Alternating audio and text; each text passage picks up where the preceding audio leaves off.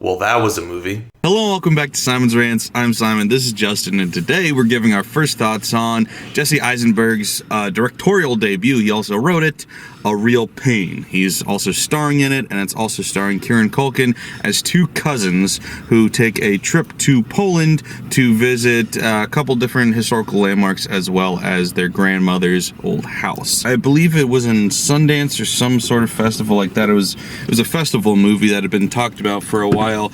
I was excited to see it. I am not like the biggest Jesse Eisenberg fan in the world or anything, but I do like him, and I am a fan of Kieran Culkin, and I thought the trailer looked interesting, and I kind of just went in pretty much blind. Other than that, I knew it was about two cousins on a trip. The whole trailer was about like the train scene, which I thought was going to be a lot more important, and it wasn't. Yeah. It was just kind of like a one-off joke.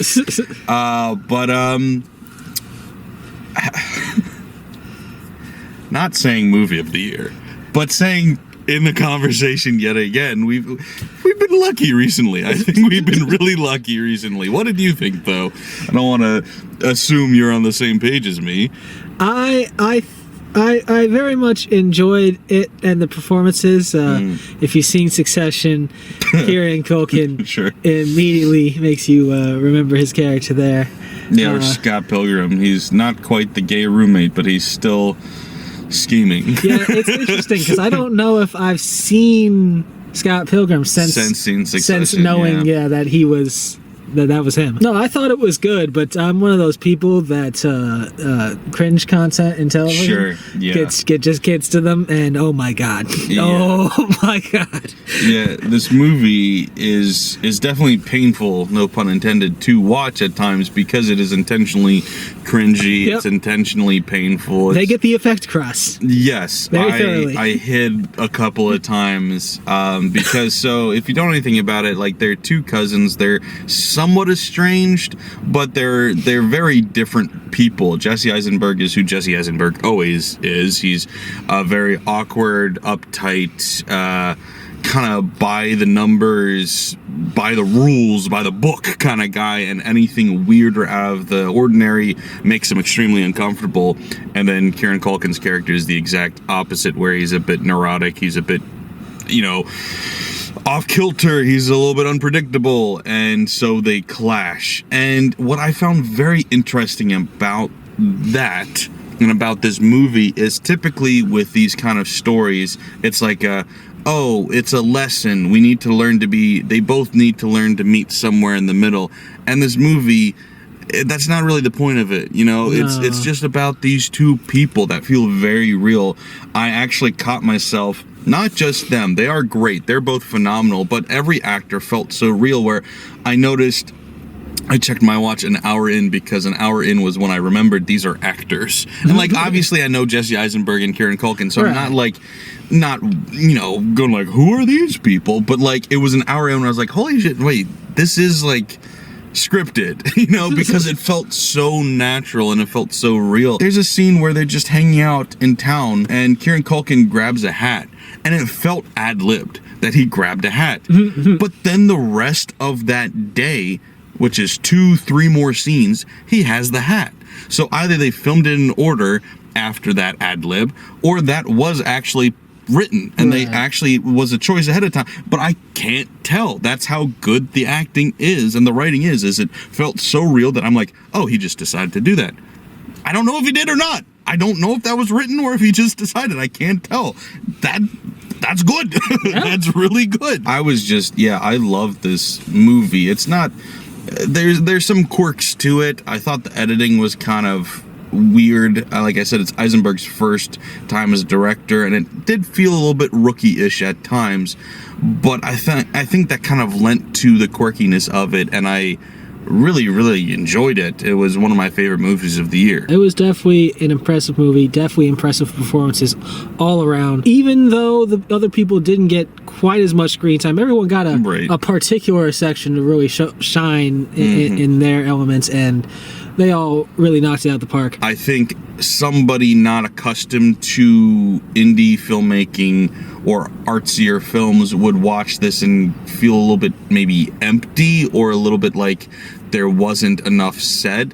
but I thought it was beautifully said what they were saying, which, once again, we're not in spoilers yet, but it really kind of was like, it's a slice of life movie, you know? And it's not trying to give you outright answers. It's just trying to show you who these people are and what they're going through. And I love that because, you know, there's no easy way through their situation. It's not. It's just they're each individually, they have their own issues going on, but together also, it's a lot about family. It's a lot about life and loss, and just tough questions. And this movie isn't, you know, pretentious enough to think it can then give you all those answers. It's not going to, and I love that because it's just like, here it is, and there it goes, you know. And it's a sometimes a very enjoyable experience, sometimes a very hard experience to watch, but altogether just a poignant movie that I really, you know, really enjoyed. I said to you during the movie very early on, I was like,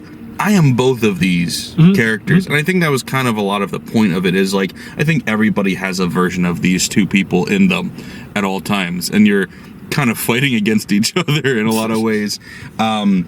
Maybe I'm projecting, but like, I don't know, I really did enjoy how real and authentic this movie felt. I enjoyed it a lot, and you know, Jesse Eisenberg, like I said, I've never like loved him. Always thought he was solid, you know, if he's given the right character, as long as he's not playing Lex Luthor or anything. But like, this was one of my favorite roles by him. And also, you know, as a writer-director, I'm like, now I trust him. I was curious, now I trust him. Now I'm like, now I want to see what he's doing next. I didn't pay attention to anything about this film besides the trailer. I obviously saw that to figure out what this was, because I had no idea when you first told me about it a couple weeks ago. I had no idea until the very end he wrote and directed it. I was very impressed. Yeah. I always knew he was talented as an actor, but you never know how that's going to translate to other things. Yeah, it's a completely different business, completely different job. But I think we both want to get into spoilers here, so what we're going to do that now. But what we will say is, it's enjoyable. It's a very, like I said, there's some quirky moments. It's a very indie feeling movie, but I love that, and I'm excited for it. Like I said, I don't know where it's going to stack in my top 10, but I'm confident it's going to be in the top 10 at this point. I don't have any major flaws to point out in the movie at all, really. I mean, there's some creative choices that you could argue about, but like, that's not what we're here for. Man, I guess I'd give it like a 7.5 is what I'm feeling, I think. I'm alright with a 7.5. 7.5? Okay. Yeah, I was going to say 7.5 or 8. So yeah, I agree with that entirely. So yeah, we're getting into spoilers now. But if you've seen it, please let us know in the comments below what you thought of it. Also, don't forget to like, share. If you're new here, subscribe. Thanks, guys. Bye. So, spoilers. Yeah, so the ending. They're back where we first saw them, sitting in the chair at the airport in his house, you know. And it's just like, I thought that was a symbolic moment of, they went on this journey together, but they're still the same people they were before it. And it's like, it's kind of a sad truth about life, where you can have a big impactful moment and you think, oh, this is going to change me forever.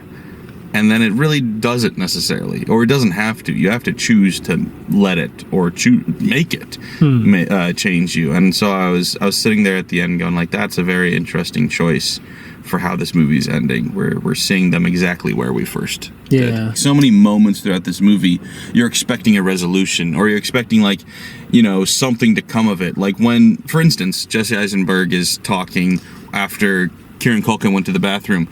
A typical movie, Kieran Culkin walks back in or hears him as he's talking about him, and that leads to some sort of interaction. 100% thought he was going to be waiting for that. Yeah, I thought he was going to walk in, and then maybe he hears like one line, or they don't tell him that he's standing behind him, and he hears the entire speech.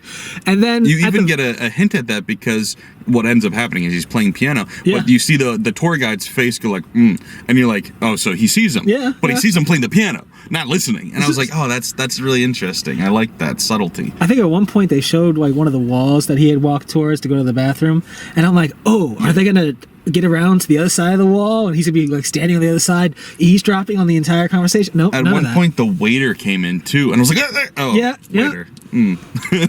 Yeah, no, but so like a lot of those moments, or even just like, even if that didn't result in an interaction there, you know, you're expecting his speech to go somewhere, but it's not. It's just about him venting and releasing this information, and everybody interacts, and you think, oh, so they're kind of on his side now, but you see, no, they're not.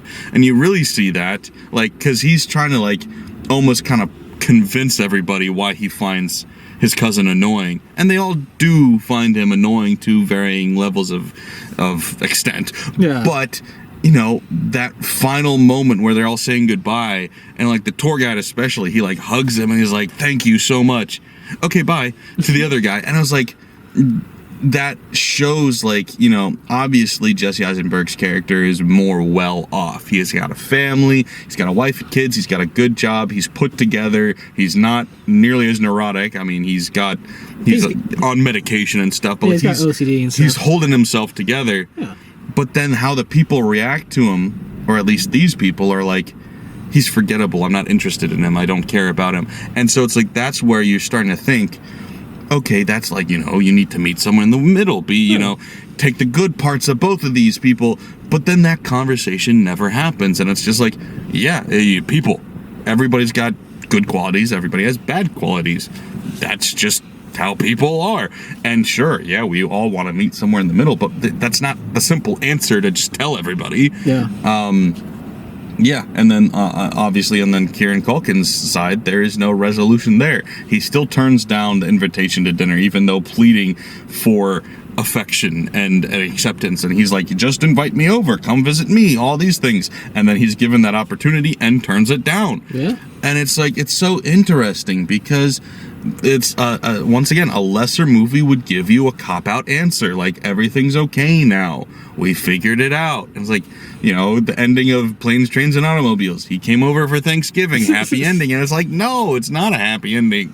So yeah, not that that's a bad movie, I love that movie, it's a great movie, but like, it wouldn't have worked in this context. I'm really glad they didn't cheat, you know. It really felt like either he'd accept, or at the very end, like, I really thought for a split second, up until the title came up, that there might just be, we're pausing for a moment, you know, he's gonna get up, go get a taxi himself, show up at the door. Something, yeah. Yeah, no. It's just a real pain. And honestly, I know at the beginning of the movie, he said, oh, I've just been here for a while. You meet the most interesting people here. He didn't seem to be talking to too many people at the very end. I know how social he is. I'm sure he'll eventually talk to people.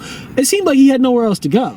Yeah, you saw kind of a tear in his eye too there, where it's like he was like, you know, he's not charismatic and likable and lovable simply for the sake of it. You know, he's doing it because he craves that connection, because he feels empty. Like, they obviously talk about how he was suicidal and stuff. And so it's like his good qualities are qualities that he adopted out of necessity to survive. Yeah. Similarly to how Jesse Eisenberg has adapted. He's cut off those emotions and he's become very analytical and critical because that's how he survived. And so it's like, these are just the traits that they needed to get by in life. And so it's like, it's not necessarily good or bad. It is just what it is. Man, it's hard to say anything about this movie other than I loved it. Because it just felt so, like, refreshing. How down to earth it was, how realistic and authentic everyone and everything felt. Like, I mean, even him, they never specify exactly what's going on with him, but I think it's pretty clear he's like bipolar or something like that. Yeah, it very strongly reads bipolar. It was such an accurate portrayal of that, where it's like, it wasn't overacted. It just felt like it was real. Like, it felt like it was happening. And the way people reacted to it, where like, at some point, you're like, man, this guy's fun, he's exciting, to like, all right, now he's kind of overwhelming, or now he's making a scene.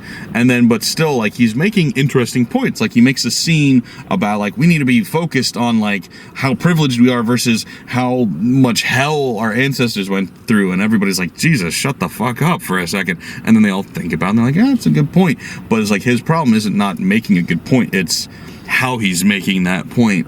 And yeah, it was, I thought the characters felt so real. Like, I was like, I have both met and known these people and also been that person at times.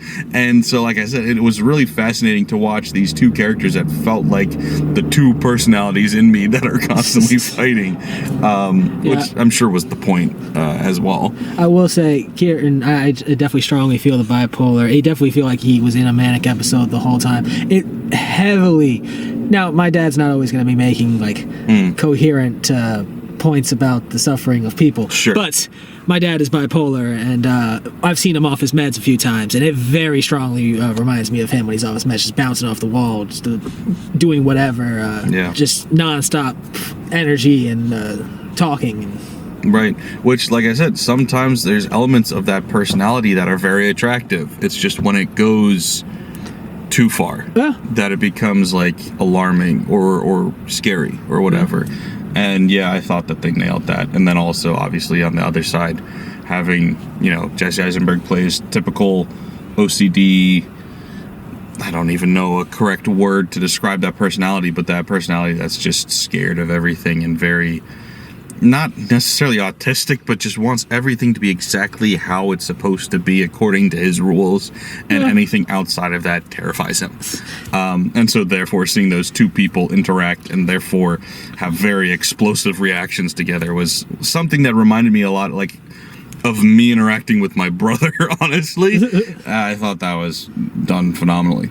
I mean, he's fairly antisocial. He's got his world, he's got his job, he's got his family, and he's got his family, including the kid, Yeah. So, I mean, that's all he really needs in his world. He's got his cousin, too, but, his cousin is kind of out of the way for him, and he doesn't feel like... He's also scared of his cousin, sacrifice. Because ever since his cousin tried to kill himself, he's, not avoiding him because he hates him. He's avoiding him because it's painful to think about that this person at any point could no longer exist. True.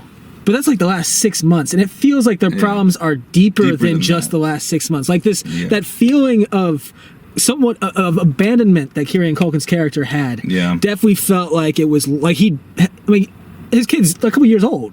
Yeah. I'm sure he's been away and had that family for a while. Yeah, it definitely was a progression is how I'm reading it, because it's obviously when they were kids, they were inseparable.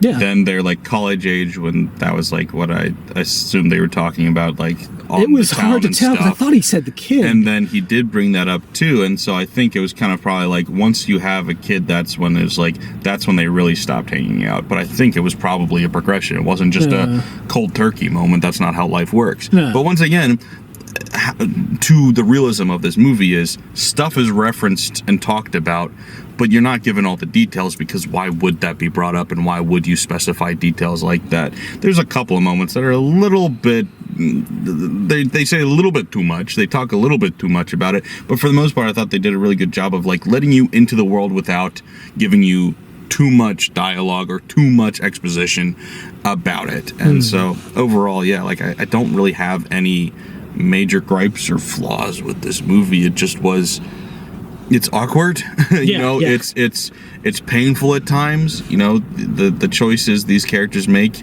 really make you cringe. Not just Kieran Culkin, it's mostly him, but Jesse Eisenberg a couple times. You're like, come on, dude, chill out. It's a wonderful, quirky, often funny movie. I love the part where they, once again, where if it was a more typical movie, they would have made a bigger thing about this.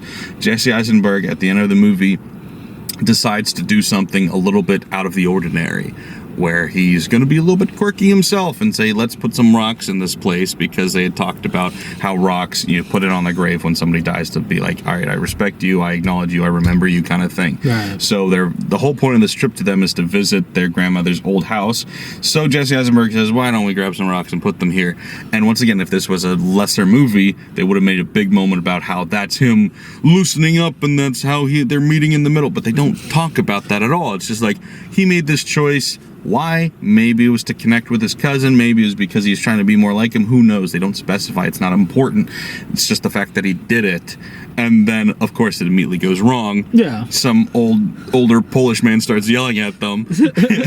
And they're like, what is he yelling at? I don't know Polish. Maybe he's inviting us up for breakfast. Come on.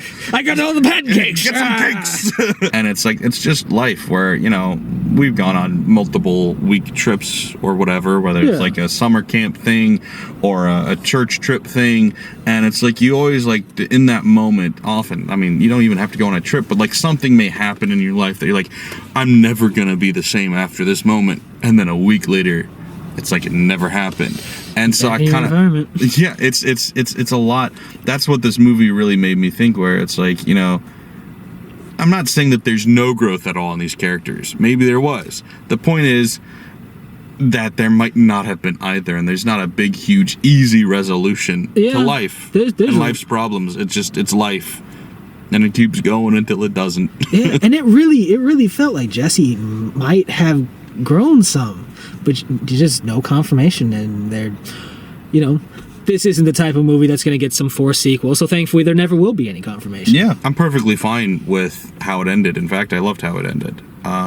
It's a little bit sad, you know, in a way, because you want to overcome, you want the characters to overcome and learn and grow, and you want a happy ending. Like, you care for these people. That's especially the feel-good moments. Their family reconnecting. Yeah, and you don't feel as bad for Jesse Eisenberg's character because he does have somebody to go home to. So it's like, even though there's issues going on, it's like you feel like he's going to be okay.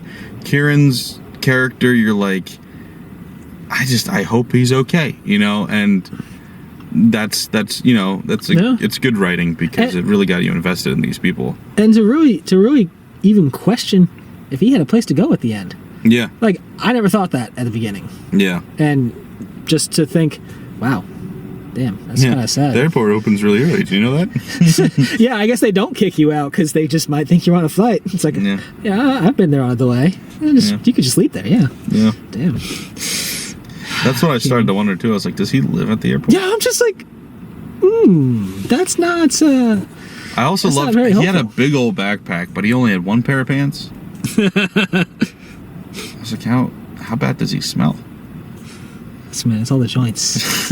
you gotta get stacks of papers. Where that brick of weed he found himself. Yeah, that's what we had to think. I definitely recommend it. Like I said, it's not for, you know, how do I put this? It's not for the general public because, you know, a lot of people want that happy, contrived ending or whatever, and this isn't that. It's not going to spoon feed you anything, but it is, I think, a very well-told story with fantastic performances by the cast. And yeah, like I said, I want to check out whatever Eisenberg does next as a writer-director because this was a really good first try.